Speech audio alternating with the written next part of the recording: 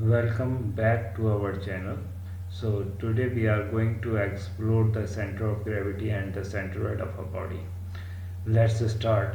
Center of gravity, जिसको हम CG से भी डिनोट करते हैं, it is defined as the point at which the whole weight of the body is assumed to be concentrated.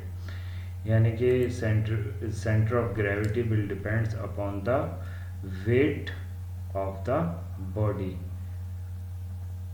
and it is assumed to be concentrated at a single point like human being जो human being होता है इसका चाहे वो चल रहा हो या स्टैंडिंग में हो या वॉकिंग में हो या रनिंग कंडीशन में हो तो इसका सेंटर ऑफ ग्रेविटी चेंज होता रहता है। जब ये स्टैंडिंग में होगा स्टैंडिंग पोजीशन में तो जो इसकी नाभि वाला पोर्शन होता है तो ये वहाँ पर एग्जिस्ट करेगा। जब आपका पर्सन भाग रहा होता है यानी कि रनिंग कंडीशन में होता है तो ये आपका जिस एंगल पे भाग रहा होगा उसके बाहर पे होता है। तो बेसिकली वेट क्या है? Weight is the force of attraction that exist between a body and the earth. और यहाँ पे जो अर्थ का वो लगता है ये कौन सा लगता है? ग्रेविटेशनल पुल।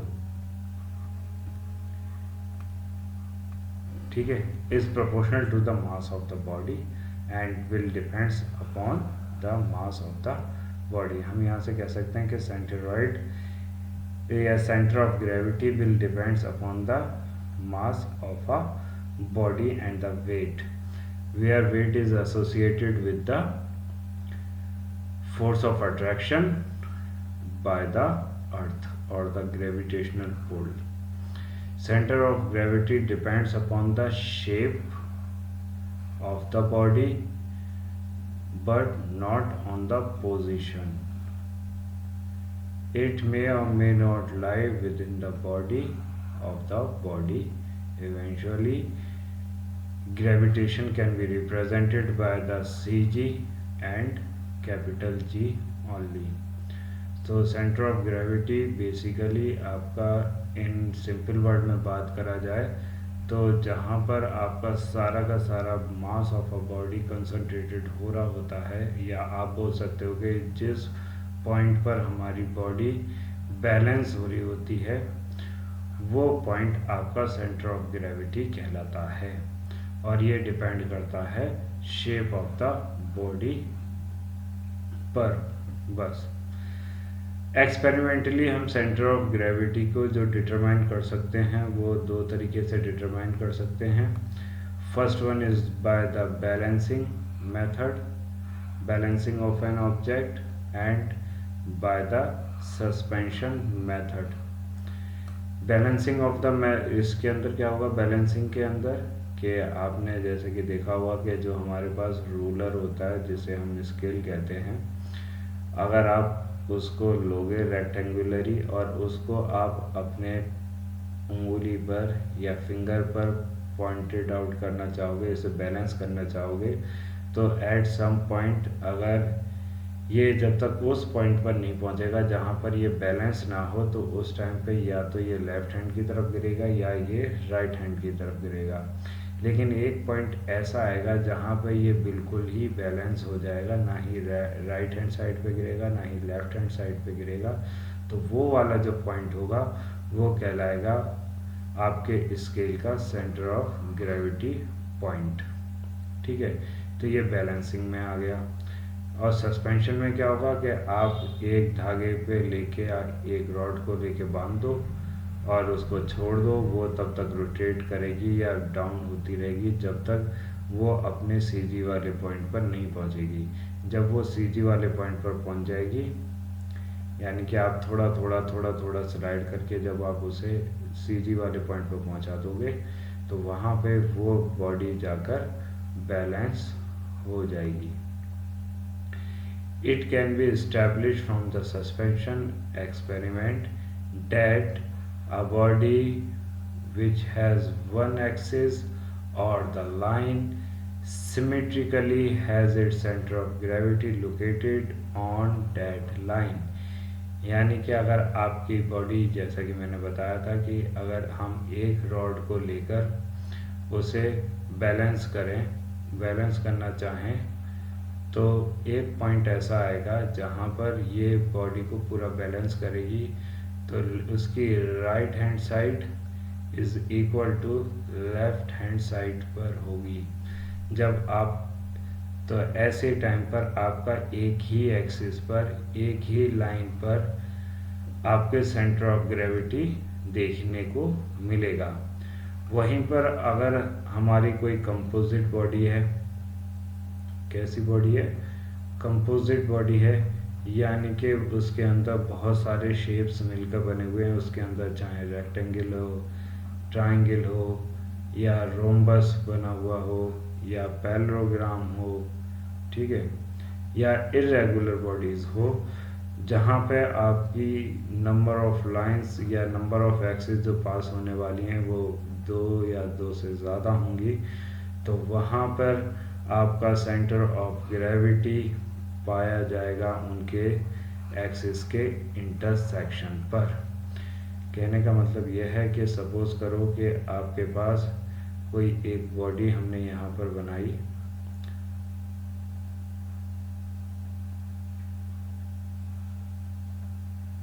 ये कुछ ट्रायंगल की तरह की होगी, तो यहाँ पर पास होने वाली बॉडीज जो होंगी, मान लो कि इसकी लाइन ऑफ लाइन यहाँ पड़ जाएगी, ये रेक्टेंगल होगा तो इसकी लाइन यहाँ से क्रॉस होंगी, ये एक आपका स्क्वायर होगा तो एक यहाँ से क्रॉस होंगी, तो जहाँ पर ये सारी की सारी जाके मिल रही होंगी, यानी कि ये वाला जो पॉइंट होगा ये इसका बैलेंसिंग पॉइंट होगा, और यहाँ पर ही आपका सेंटर ऑफ ग्रेविटी यानी कि CG लाई करेगा। सो अगर आपके पास सिंपल बॉडी है, यानी कि मान लो कि एक आपके पास रेगुलर रेक्टेंगल है और यहाँ पर आपका जो लाइन पास होगी यानी कि जो एक्सिस पास होगी, तो यहाँ पर ही इसका CG लाई करेगा on the axis.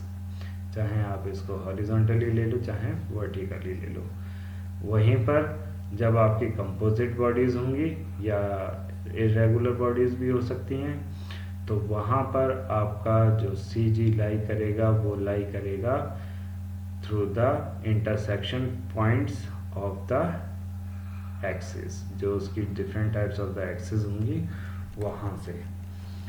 I think it will be clear to you. मैंने देखा कि सेंटर ऑफ ग्रेविटी बेसिकली एक कंसंट्रेटेड पॉइंट होता है जिस पे हमारा होल वेट आगे अज्यूम टू बी कंसंट्रेटेड, यानी कि वहाँ पर हमें लगता है कि यहाँ पर जाके इस पॉइंट पर जाके आपका बॉडी अगर बैलेंस हो रही है तो वहाँ पे CG पॉइंट हमें देखने को मिलेगा।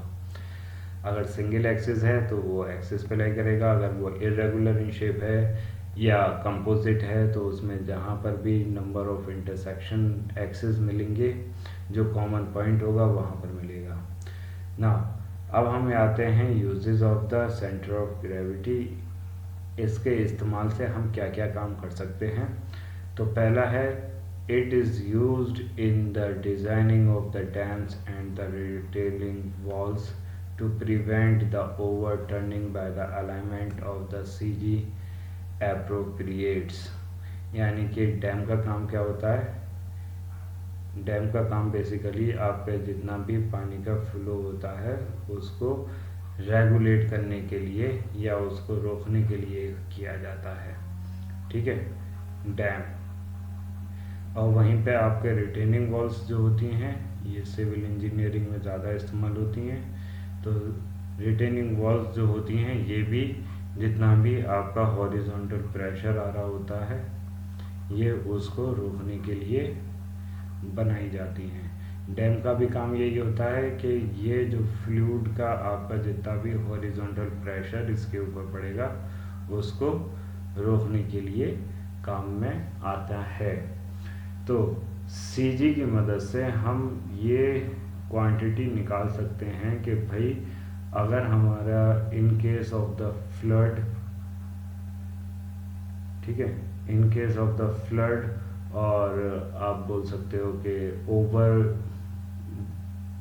रेनिंग, इनकी वजह से क्या होगा, मास of the water will be increase, the weight of the water will be increase. और इसी तरीके से यहाँ पर आपका लैंडस्लाइड्स वगैरह के केसेस में pressure will be increase.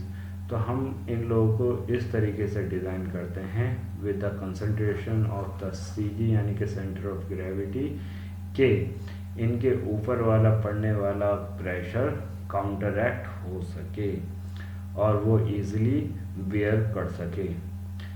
Second है आपका designing structures and monuments with the balance CG ensure the longevity and the aesthetic appeal।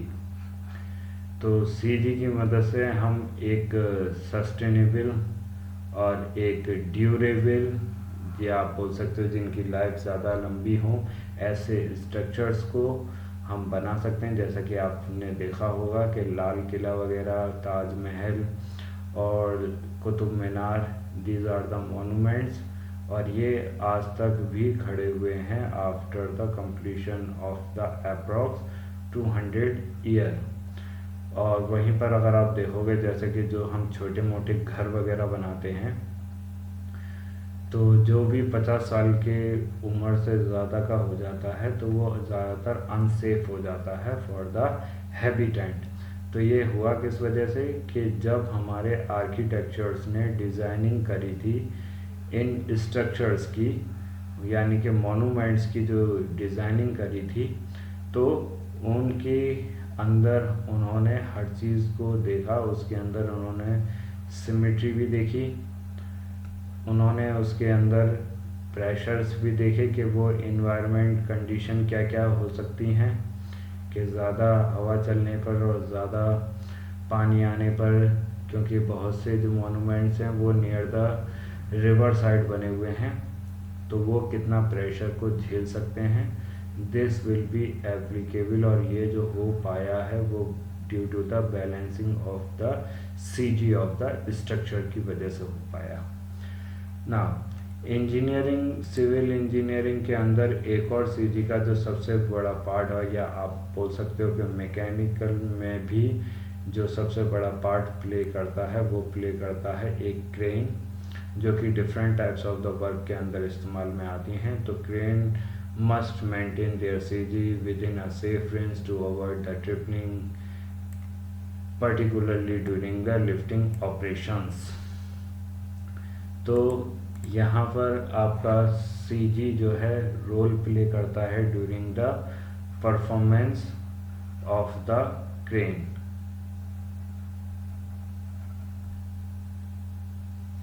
और इनको इस तरीके से डिज़ाइन किया जाता है कि इनके ऊपर जो ज़्यादा से ज़्यादा अगर लोड बेयर ये करें तो कम एफर्ट के अंदर ये अपने काम को कर सकें और साथ के साथ ये अपने आप को बैलेंस भी रख सकें।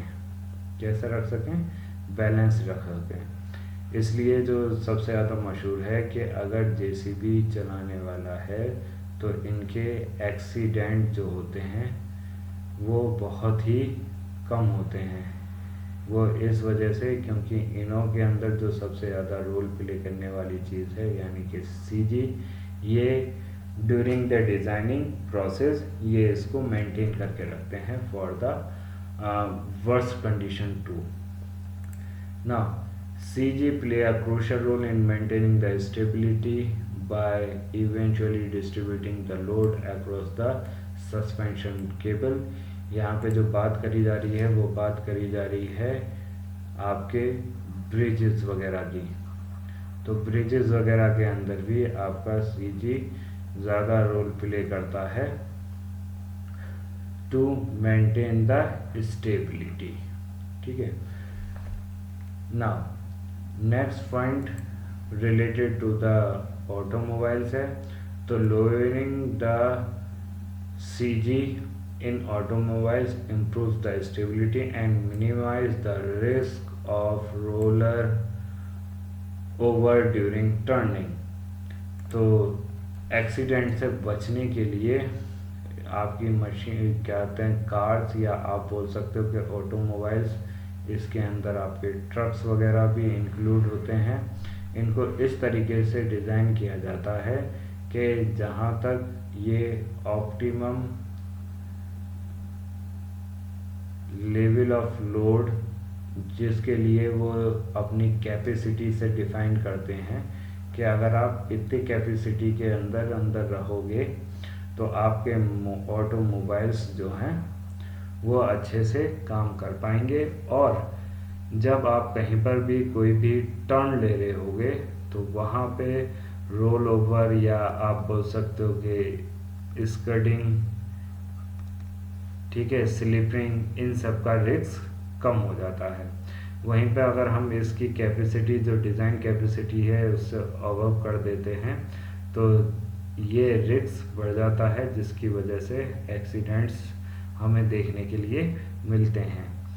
तो अगर आप हिमाचल की तरफ, जहाँ पे पहाड़ी इलाके हैं, वहाँ की तरफ जाओगे तो बसेस वगैरह जो होती हैं, या आपके जो हैवी लोडर्स होते हैं, उनों के अंदर जो मेंटेन कैपेसिटी है वही रखी जाती है, ताकि आपके शार्प एजेस पर ये आपके ओवरटर्न ना हो जाएं, ठीक है।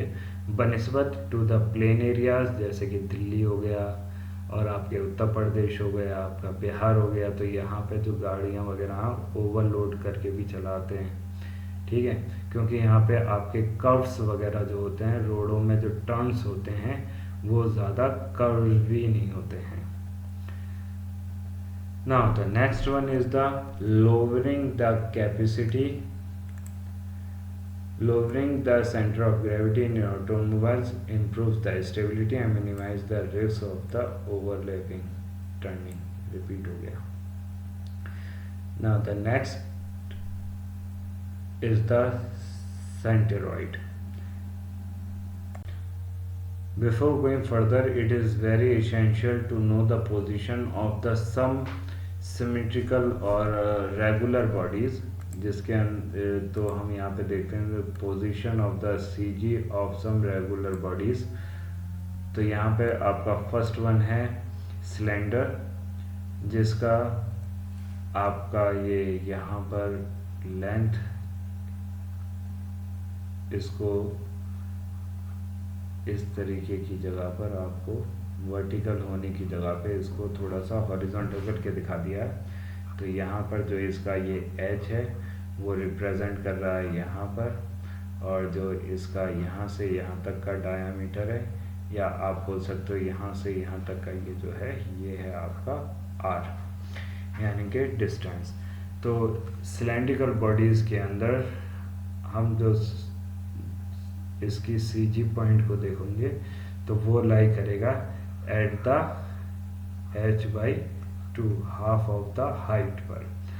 वॉल्यूम ऑफ द सिलेंडर क्या होता है, पाई आर स्क्वायर h, क्या होता है, pi R square h। Second body जो है वो है हमारा एक स्फीयर। तो स्फीयर एक आपका बेसिकली 3D फॉर्म है फॉर द सर्किल, और यहाँ पर जो इसका सेंट्रोइड पाया जाएगा वो at the position of R, यानी कि रेडियस पर, और इसका जो फॉर्मूला होगा वो होगा 4πr³ divided by 3, 4r³ whole divided by 3। Second है वो, नेक्स्ट वन है आपका हेमिस्फीयर। तो हेमिस्फीयर आपका जो स्फीयर का आधा पार्ट होगा वो होगा, यहाँ पर जो आपका CG लाई करेगा वो लाई करेगा 3r होल डिवाइडेड बाय 8, और जो इसका वॉल्यूम होगा वो भी हो जाएगा आपका 2πr³ whole divided by 3। Last two are the cones and the pyramid। तो कोन्स, ये जो कैप होता है, जोकर कैप और बर्थडे कैप, तो यहाँ से यहाँ तक की इसकी हाइट होती है, और यहाँ से इसके सेंटर से यहाँ तक का जो होता है ये R होता है। तो इसका जो CG पॉइंट लाई करेगा वो h/4 पर लाई करेगा, और जो इसका वॉल्यूम होगा वो होगा पाई r square h divided by 3। वहीं पे पैरामिड की बात करी जाए तो पैरामिड भी समवॉट रिलेटेड विद द आपके कोन की तरह होते हैं, बस डिफरेंस ये होता है कि यहाँ पर आपका ये वाला पोर्शन, नीचे वाला पोर्शन सर्कुलर होता है और इसके अंदर ये वाला पोर्शन जो होता है या रेक्टेंगुलर होता है। ठीक है, तो यहाँ पर आपका जो CG लाई करेगा वो एट h/3 पर लाई, वो h/4 पर लाई करेगा, और इसका जो एरिया वॉल्यूम होगा वो होगा A into B into H divided by 3, where h is the height, A is the width or B is the length. Okay, now let's see the position of some